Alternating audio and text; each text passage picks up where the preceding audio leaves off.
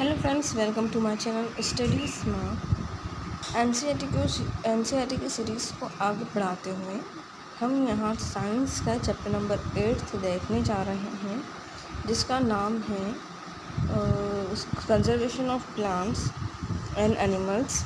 Science 8th class का, जिसका chapter number 7 है conservation of plants and animals.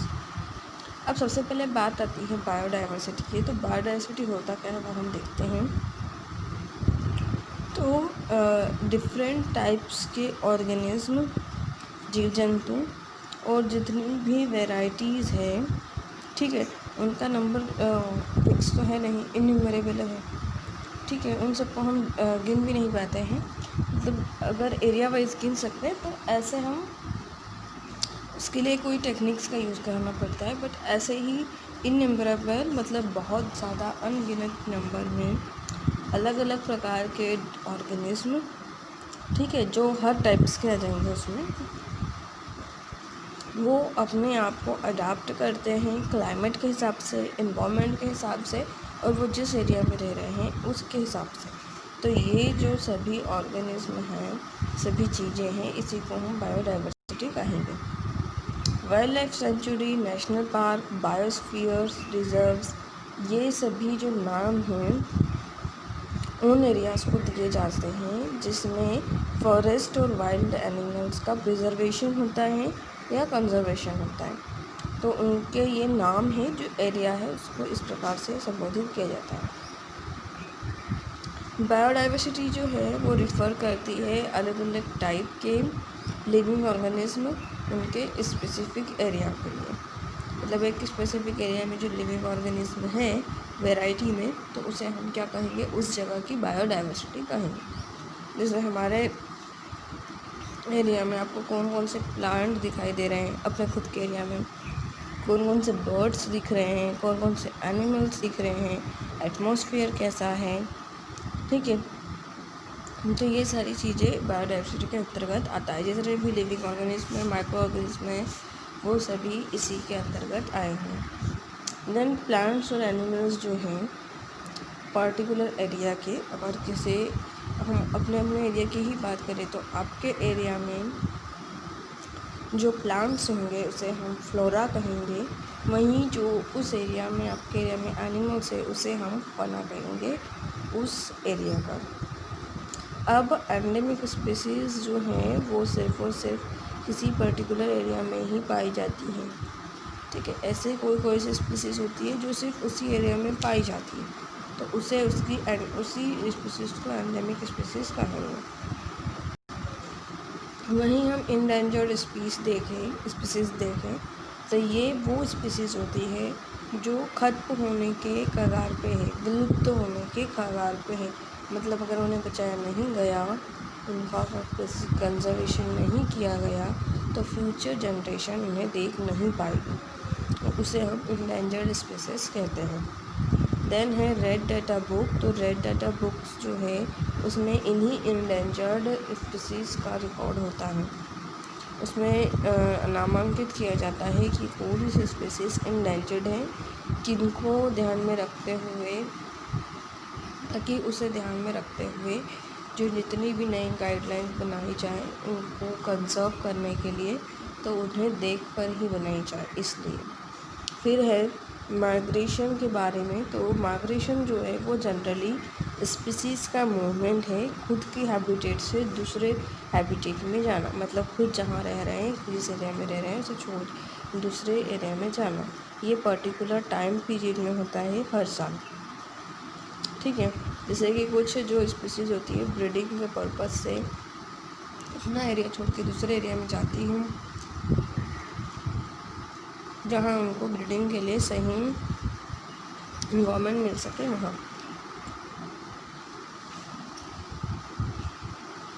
हमें सेव करना चाहिए, रीयूज़ करना चाहिए और रिसाइकिल करना चाहिए पेपर्स को, क्योंकि पेपर्स किससे बनते हैं, ट्रीज से, और उसके लिए एनर्जी भी लगता है और वाटर भी लगता है। तो इन तीनों चीज़ों को अगर बचाना है तो हमें पेपर को सेव करना चाहिए, रीयूज़ करना चाहिए, रिसाइकिल करना चाहिए। वही बात आती है रिफॉरेस्टेशन की।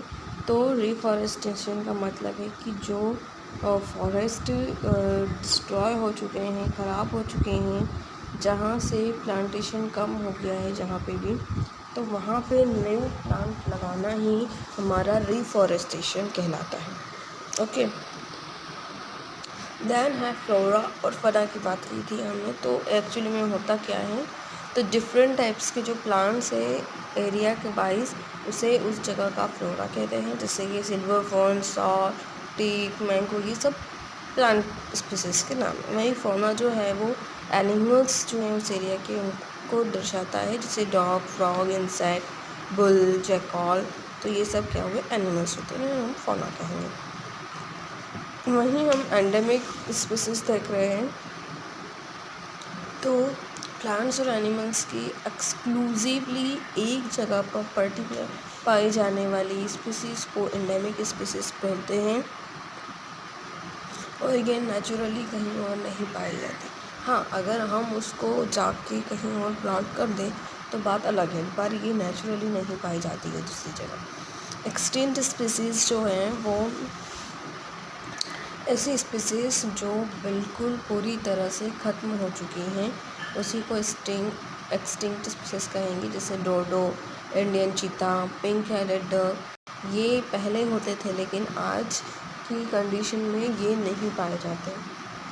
फिर है थ्रेटन्ड स्पीसीज़। तो ये वो स्पीसीज़ हैं जो अभी तो है, लेकिन अगर ढंग से उन्हें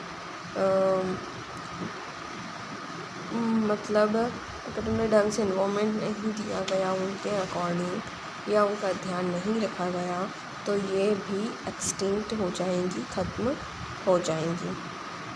देन है थ्रेटन्ड स्पीसीज़ के टाइप। तो पहला होता है एंडेंजर्ड स्पीसीज़। तो ये उन प्लांट्स और एनिमल स्पीसीज़ की बात करता है जो कि बहुत ज़्यादा सीरियस मोड पे है एक्सटिंक्शन के। जैसे Indian rhino, Asiatic lion, Asiatic wild डेस, ये कुछ ऐसी स्पीसीज़ है जो एंडेंजर में गिनी जाती है। वल्नरेबल जो वो स्पीसीज़ है प्लांट्स और एनिमल्स की जो एंडेंजर्ड होने वाली है, मतलब ये जो है ये अभी वल्नरेबल में है, अगर इसका ध्यान नहीं रखा तो ये इस जो फर्स्ट नंबर वाली है इसमें तब्दील हो जाएंगी, मतलब एकदम सीरियस मोड पे पहुंच जाएंगी।